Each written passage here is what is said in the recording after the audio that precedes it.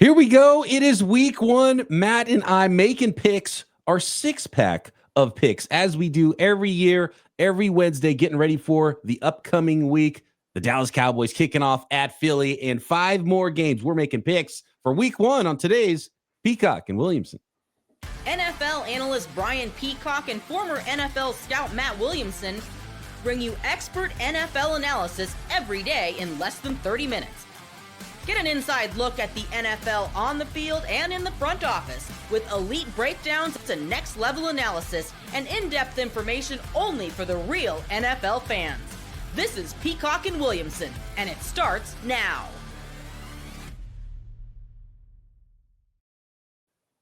Welcome to the Peacock and Williamson NFL Show. Brian Peacock alongside Matt Williamson at BD Peacock at Williamson NFL. Thanks everybody for making us your first listen on the Locked On Podcast Network, your team every day. Love our everydayers. Thanks for hanging with us throughout the offseason because we're here. We made it. We are talking ball, making picks for week one, which kicks off tomorrow night. It is the Dallas Cowboys at the Philadelphia Eagles. We got a Friday nighter here in week one as well. KC at the Chargers, and we'll be talking about a few more games, making our picks here for our week one six-pack. So thanks for arriving. If you're new to the program, welcome. Please consider subscribing. Helps us out tremendously. And you can subscribe anywhere you get your podcasts, including YouTube. And drop a question in the YouTube comments or at our Twitter handles at BD Peacock at Williamson NFL if you want to get involved in this week's mailbag episode or any week's mailbag episode. Today's episode of Peacock and Williamson is brought to you by Mazda. Just like there's more to every player, more dedication, more attention to detail, there's more to a Mazda vehicle. Stay tuned later in the episode, and we'll talk about what is moving the game forward this week in our week one six-pack of picks, sponsored by Mazda. Okay, here we go. Week one. That's a good sound, man. Crack. The crispy crack of that six-pack opening up here, and it starts Thursday night. The Dallas Cowboys at the defending Super Bowl champion Philadelphia Eagles, and man, the line is really starting to skew towards the Philadelphia Eagles on this one. Post Micah Parsons trade, the Eagles opened as 7-point favorites, and if you don't know and you don't remember from last year, you're new to the program. Matt and I do a six-pack of picks every single week, and we get ready for the season, and then we make the rest of our picks on Friday's show after our Thursday mailbag of every week of the season. And we don't just pick the games. That's too easy. We pick against the spread. It's a little bit more fun that way. And so this week, it is the Eagles favored by 8.5 points at home against the Dallas Cowboys, Matt. Yeah, so I wanted to preface this by saying I want all of our bettors or whatever to remember that fatigue, stamina, weather is a massive component of early in the season, especially week one. None of these football players has played a start-to-finish football game since the day they were eliminated. You know, no one played every game in every snap of the preseason or anything of that nature. Weather's a big deal. I mean, if you got to go to Miami or Jacksonville or Denver is a horrible place to play early in the year. And generally speaking, defense is a leg up still on offense. So you will probably see some lower scoring games. I've been told, I've never researched it, but like blitz rates are super high at the beginning of the season just because O-lines aren't used to picking them up at full speed and things like that. D coordinators take some chances.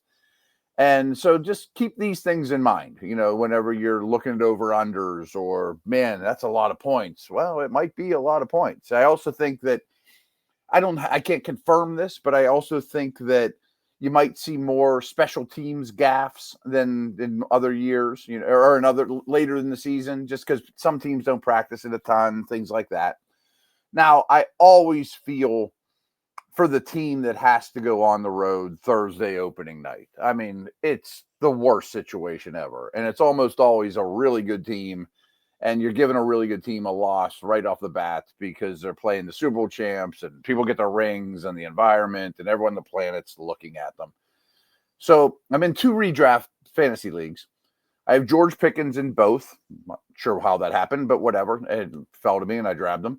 I have no hesitation of playing him or Lamb or Dak. I think they could have really good games. And I think the O-line should be able to give Dak some time. I think he's super smart and can diagnose this defense. And I also think the Eagles' second corner is an area of concern. So maybe you don't throw at Mitchell or DeJean and nickel, but you throw at Ringo, whoever's out there against Pickens, Lamb, etc. That being said, I don't know what else Dallas has going for it. I mean, I think their passing game could be fruitful. I got to think morale is low, or, the faith in the team. And you're walking into the worst environment in the history of the planet. And I can't believe Kenny Clark is going to be enough for you to stop Saquon Barkley. You know what I mean? Yeah. I kind of want to focus on that unit, obviously, because the big story of this offseason, especially of this late offseason and getting ready for the preseason and the regular season, was the Micah Parsons trade. And so what does that front look like? And guess what? That front gets tested week 1 by the best offensive line in the NFL for the Cowboys. So it is probably some combination on the edge of Sam Williams. You got Marcus Nealand, who's second-year guy, right? He's a rookie. I think so, yeah. And then you have a bunch of second-round picks. Right. Yeah, it's a group of second-round, day 2 type of guys that are going to be going up against the best tandem of tackles in the NFL, and Jordan Mailata and Lane Johnson. And, a lot of people think that Mailata actually had even the better year last year than Lane Johnson. Lane Johnson's on a Hall of Fame pace at tackle. So that's what you're dealing with. And then you get Kenny Clark, at least, who steps into the immediately into the starting lineup for the Dallas Cowboys next to Odigizua. And so that's your front. And I think that's where you focus this season. It's where you focus on the Cowboys. Did they make the right move trading away Micah Parsons? You did get a good player in Kenny Clark. Does that make a difference in the run game to help you out? And you get enough in the pass game. You got Ezraku, the rookie as well, who I like that'll be involved coming off the edge and sort of a stand-up pass rush type of a role. Can he do some of the Micah Parsons things? Maybe. You can line him up there. Is he going to be Micah Parsons? Probably not for the Dallas Cowboys. And then, obviously, the Philly offense, just so you have the advantage up front, I think, for the Philadelphia offensive line. And then you got Brown, Goddard, Smith, Dotson, and Saquon Barkley. And then the tush push that can't be stopped for Jalen Hurts. And it looks like a mismatch for the Philadelphia Eagles offense against that Dallas Cowboys defense right now. When you just bring it up, and I'm right now looking at just the depth charts, offense versus defense. And I get why the line is 8.5 points when I look at it like this. Oh, yeah. I'm sure it's been climbing. I think you mentioned that I don't know what it opened at. I haven't paid attention to the lines. Opened at 7. It's at 8.5 now. Yeah. That still seems light to me. I think they win by double digits in kind of a blowout, shove your nose in it type of situation. And you kind of touched on it at the beginning of this. And I think I probably have to take the Eagles as well because they're at home. Rest isn't the problem, like most other Thursday night games, but maybe run into a buzzsaw, getting their Super Bowl rings. The Cowboys should be able to put up some points. Is this the right team, the right game that they're going to put up points against? And I think their offensive line is going to get tested as well, right? You got Guyton now gets the whole year as the starting left tackle, and you got Steele, and you got Beebe and Smith looking for a new contract, I believe, still is Smith at left guard. Is a really good player. And a kind of a rebuilt defensive line here in Hunt and Smith on the Eagles front, and Ajomo and obviously Carter as well. So it's a good matchup. It's still, again, another advantage. And so you might get one advantage in the secondary. That's like the only advantage you can draw all game, I think, for the Dallas Cowboys. It's not going to be the run game. It's not going to be the pass game. And so all that considered, I'm trying to find the path here. Tough opening draw for the Dallas Cowboys at the Philadelphia Eagles. Give me the Eagles, and I'll give up those 8.5. Yeah, I feel pretty confident about it, and I bet this line keeps going up. I mean, who knows? Side note, we should just mention this yesterday. They did extend Deron Bland. I don't know if that doesn't feel like a gunshot wound and you put a Band-Aid on it for Cowboys fans. It's like, oh, that's nice. It does. You're like, well, we got Bland and we got Kenny Clark. It's just like, right. I guess. That's rather like Micah, but. You open. It's Christmas time, and your grandma gets you underwear, and you open it up. Like, thanks, Grandma. I got clothes. Thanks, Graham. Right. Yeah, I'll be dressed. Get you another tie. I wanted Nintendo. Right? Yeah. All right. Let's talk Kansas City Chiefs at the Los Angeles Chargers. Friday nighter. Love a little Friday night action here in Week 1. Kansas City Chiefs on the road, favored by 3. And one thing I want to ask you about, and you kind of talked a little bit about at the beginning there, Matt. when it comes to these games and making picks, and we talked about it with the college games as well yesterday, particularly the good on good games, do you factor in potentially more low scoring games, maybe defenses ahead of the offenses to keep a lot of these week one games closer? Yes, absolutely. Because they could also rotate their defensive front where offensive linemen have to play every snap and they're all gassed by the end. Definitely it's more of a reactive side of the ball. They don't have to be as precise. And yes, I think unders are the key. Do you like the Chiefs by a field goal on the road in week one? Yes, I absolutely do. I'm sure Charger fans will represent a little better than usual, but I'm expecting still a lot of red in that stadium. They won't have Rashee Rice, but other than that, the Kelseys of the world should be quite fresh, the older body guys that they're counting on.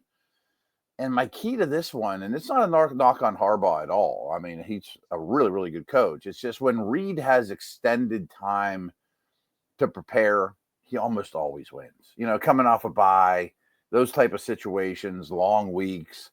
I just think that him and Spags will have more up their sleeve. You know what I mean? And I also picked Mahomes to be my MVP. So I think he's ready to kind of give the world the finger and I'm interested to see what that looks like if he does indeed open it up a little bit more and about getting more aggressive, throwing the ball down the field a little bit more. So we'll see what happens. Does that end up turning into turnovers potentially if they're trying to force it early in the season too?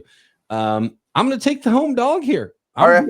Los Angeles Chargers, a riled up crowd, week one division opponent, and the fighting Jim Harbaugh's.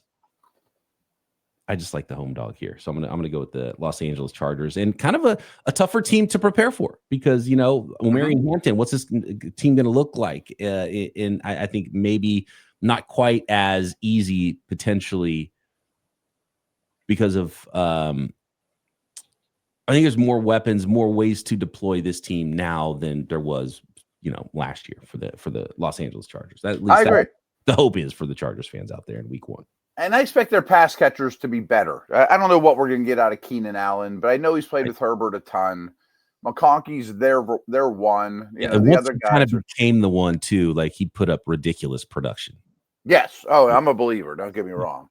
And I just think their other pass catchers are a little better than they were. The skill guys in general, Hampton, Allen, etc. I don't know about the defense though. I mean, I still think they're a little weak on the D front. Next, we've got, what teams that we spend the most time on, we know the most about, right? So let's talk Jets, Steelers. Let's talk Seahawks, 49ers. I like that there's some divisional opponents here in games in week one, including Buccaneers, Falcons, and one more game. We'll tease one mystery game here as well as we get ready for week one in our 6-pack. Next. Today's episode of Peacock and Williamson is brought to you by Mazda. Mazda's moving the game forward. It's brought to you by those who believe it's not just about playing the game. It's about redefining it because these moments do more than win. They push what's possible. They remind us to go that extra yard, shift into that extra gear, and keep moving the game forward. And that's what it's all about here in week one. What is possible? It is everyone is 0-0, right? Nobody's got any L's in the column, and fans can dare to dream what their team can do this season. And what keeps those fans moving forward before week one is hope. And when you follow what moves you, the unexpected is only the beginning. And just like there's more to every highlight, more to every game, there's more to every Mazda vehicle. I can attest to it. I've been driving my Mazda since 2016, man. I've put it through its paces and it is held up. I love my Mazda. You will too. Mazda, move to be moved. This episode is also brought to you by our friends at Supply House. When the opening whistle blows on a new repair, get your crew moving forward with Supply House. Order today and see parts on your doorstep tomorrow. Over 280,000 plumbing, HVAC, and electrical items from the most trusted brands in the business. You can get them all from Supply House and supplyhouse.com. Their real-time inventory and honest lead times keep you from punting projects, while their industry-leading customer service always has your blind side covered. You need parts fast for a project? Supply House has a next-day delivery. Talk about game changer, right, for getting that job done. Parts finder tools and 3D schematics can save you hours on jobs where every detail matters. So join the free Trade Master program. Get Trade Master perks at supplyhouse.com and score serious perks like priority shipping, lower prices, and a dedicated support line. Visit supplyhouse.com to sign up for free and use promo code SHCollege5 for 5% off your first order. That's supplyhouse.com. Real people, real service.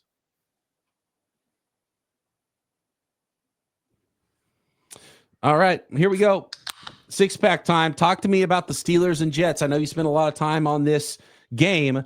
I would imagine for Steelers fans who have seen a lot of Justin Fields, it's not going to keep them up Saturday night. It's going to be the excitement of playing against Justin Fields that's going to make them not be able to sleep, right? And the prospects of watching Aaron Rodgers play for the Steelers, a Hall of Fame quarterback. Matt, talk to me about the Steelers. What do we expect from the Steelers team week 1 against the Jets? I should probably research this, but I wonder how many times on opening day did the two quarterbacks were the starters for the opposite team a year ago. You know, I can't think of a single one. It had to have happened, right? Probably, but you would think people are. I'm sure they'll tell us on game day, or I can find it somewhere between now and then. But I think that's more of an advantage to Pittsburgh than the other way around. Because they coach the other guy. They coach the other guy. Yeah. They've been in the meeting rooms with Fields. They've had all that kind of stuff where Rodgers' staff is not there anymore. I do not expect a lot of points in this game whatsoever. I think there's some fun matchups. You know, they're bringing in a Lions-style defense in New York. They're going to play a lot more man. They just gave Sauce Gardner a huge contract. I think he follows DK Metcalf around like crazy. I'm not sure if it'll be Porter, Slay, or Ramsey, but I bet one of those guys, or collectively, they just followed Garrett Wilson around like crazy. And both these teams are lacking secondary receiving weapons in a big way. I mean, I like the Steelers better because of their tight ends, but all in all, there's not many pass catchers here if the number one is compromised, you know, and I think that they're going to have tough matchups there. I'm a fan of the Jets O-line, you know, a lot of first-round picks there, but it just came out today that Vera Tucker could need another surgery, and it's an opening. You know, it's a young line against a really tough defensive front for them. So, I mean, like Membo is my favorite O-lineman, but he's gonna be with Watt over and over and over. Like, I think that's asking a lot from Fashanu and Membo and those guys. Although I think their future is bright. But I've been joking all week. I mean, I think the Jets are going to run the ball like a service academy. You know, and the first round pick, Harmon is out for this game. They think Cam Hayward's playing, but he talked about holding out and nobody's saying anything. Like, if their D line is beat up and this game's close, that would work. That's the path to victory for me with the Jets. You know, yeah, and obviously the Jets, and actually both these teams have put a lot of recent draft resources into their offensive tackles and their offensive line. That starts to become a huge advantage in a clear, like, you want to talk about a game taking the under. How about Jets Steelers with, you know, no first round defensive lineman, no Cam Hayward out there. Who's playing if those guys aren't out there? We got a Loudermilk. We got who's he going to be on the defense? I think Cam's going to play. Tomlin said, I expect Cam Hayward to be there, you know, but it's still an issue. Benton, Loudermilk, like they kept extra defensive linemen on their roster because I think they're worried about this stretch with Harmon and don't know 100% of when Cam's going to be out there. That being said, I still think Fields takes a ton of sacks, and I think they really know his weaknesses, which is holding the football and, you know, slow to process and get it out of his hands, and it's a bad environment for that. But from what I've been told, I haven't studied it, it's by far the lowest over-under on the docket here. And still probably gonna take the under on that. I expect an ugly game out there. I think I'm picking like a 17-16 Steeler win. So I'm going to take the points.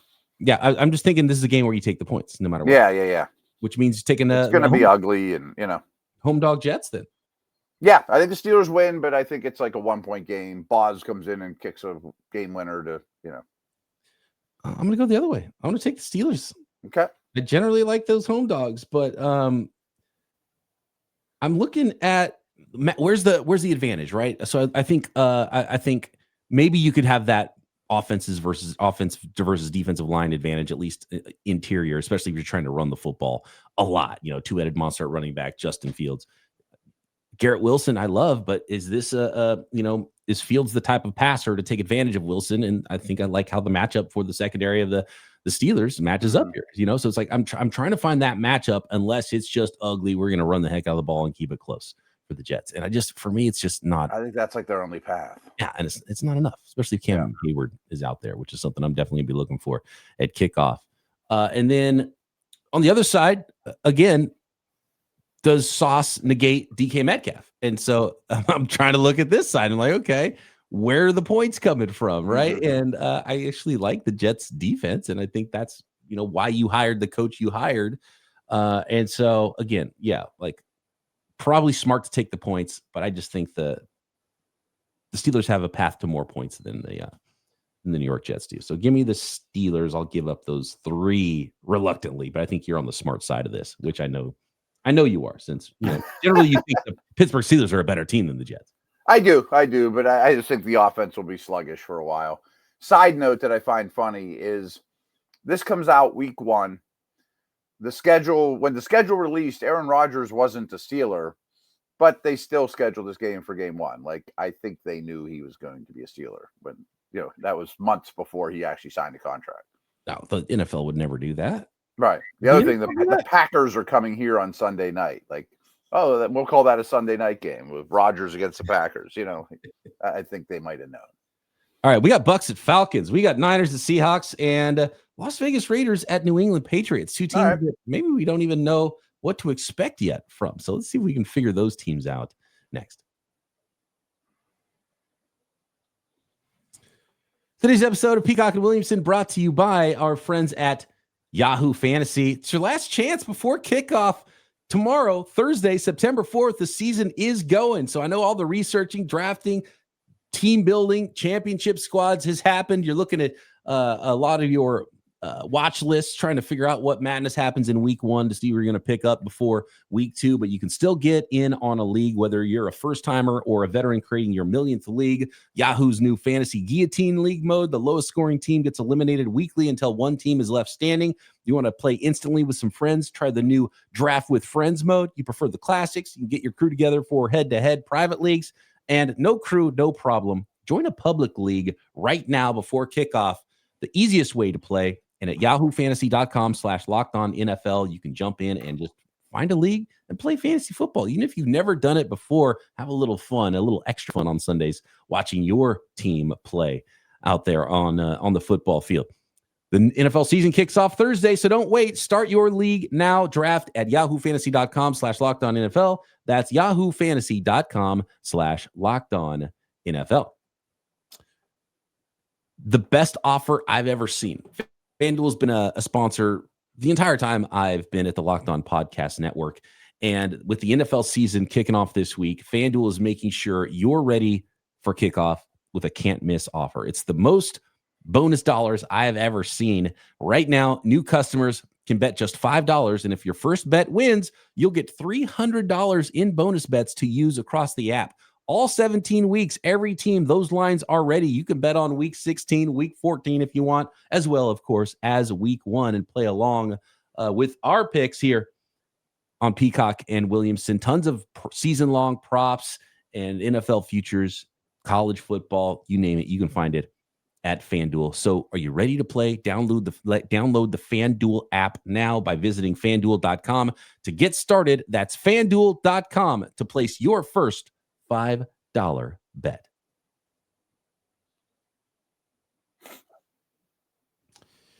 Here we go. We have got the Tampa Bay Buccaneers at the Atlanta Falcons. And I want to dip early into our mailbag here because this is a fascinating question. And Mark says, is Tampa Bay dramatically overrated right now? The list of starting quarterbacks they played last year en route to winning the division. They played Bryce Young twice, Spencer Rattler twice, Cooper Rush, Desmond Ridder, Aiden O'Connell, Drew Lock, and then when they played good young quarterbacks like Jaden Daniels and Bo Nix, they played those quarterbacks in week 1 and week 3 of their rookie seasons. Are we overrating the Tampa Bay Buccaneers right now, Matt? I think it's a tremendous question and point and observation. And I will be honest that as much respect as I have for that organization now, their stability, the way they build team, I think the defense has been a little overrated. Like I love Vita Vea. I'm a big Todd Bowles believer. But all in all, I don't think that they're super loaded on that side of the ball. And maybe facing a tougher slate of quarterbacks will expose that a little bit more. Now, I'm not sure if Penix is that guy or not. I'm not saying he is or not, Some unknown, but for Tampa to be favored on the road at the Falcons piques my interest a little bit. And actually the line is creeping more toward the Tampa Bay Buccaneers. It opened at 1.5. It's at 2.5 now. If that gets to a field goal, I really like the home dog here, Atlanta Falcons, because I think they do have enough firepower, even though there's still some unknown about what that team is and what Penix is going to look like here in his first full year as a starter.